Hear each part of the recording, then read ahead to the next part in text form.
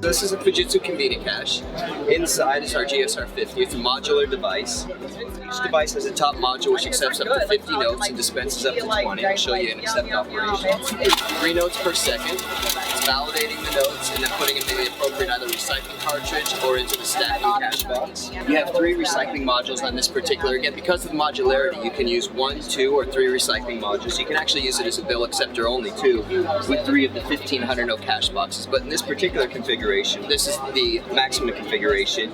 You have 3 recycling modules. Each recycling module has 2 rolled storage bundles inside, 60 notes per, so 120 notes per recycling module for a total of 360 recycled notes capable.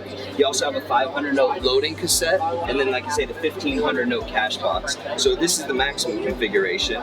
I'll show you the dispense operation. Like I said, that comes out the dispenser up to 20 notes per dispense. So bulk note accept, bulk note dispense.